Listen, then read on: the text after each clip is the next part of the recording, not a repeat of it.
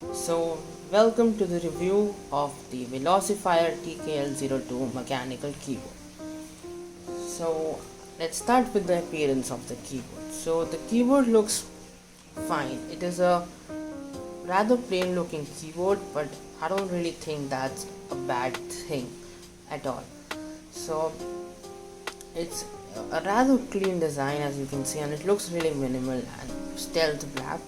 It has a small logo over here, but the good thing is you can actually remove that with an eraser if you really want to. And so, a few things about this keyboard which do stand out. The first one being the price. So, well, I think that's the biggest selling point of this keyboard. If you're looking at this keyboard, this probably was one of the best reasons to.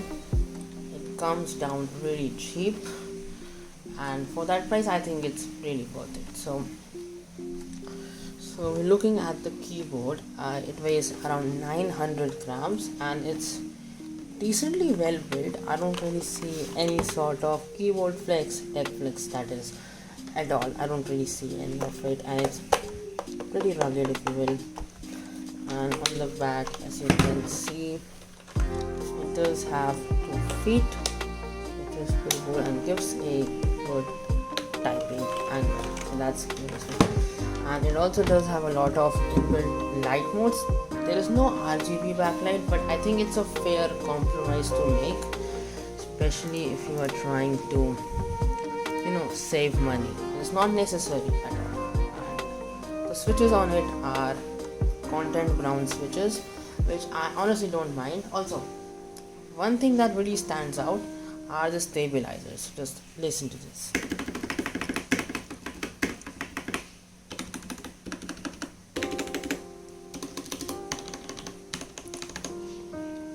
So the left shift is kind of rattly, and that is because it's my mistake. So I spilled water on the keyboard on this side, so I had to remove all the keycaps.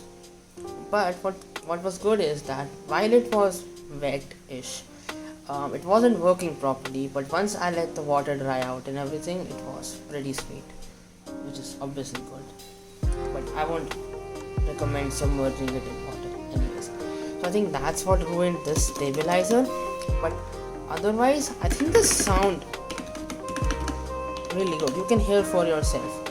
Like, for the price, like, I have seen much more expensive keyboards which have worse stabilizers in so many ways that this is honestly very impressive.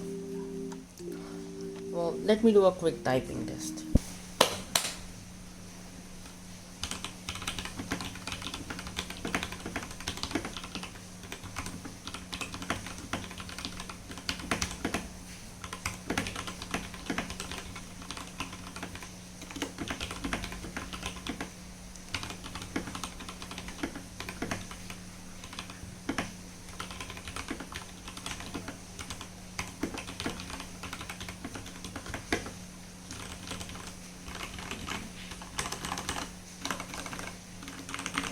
As you can hear, I think the switches sound really good. They are brown switches which are not really well known by the enthusiast community, but I think they are fair switches. They are very light tactiles, and I think I personally really enjoy typing on them. There are better switches available, obviously, but I really don't have anything wrong to say against these switches. The other thing about this keyboard is that there is no removable USB-C connector. I will try to mod this in the future. Not sure how that would work out.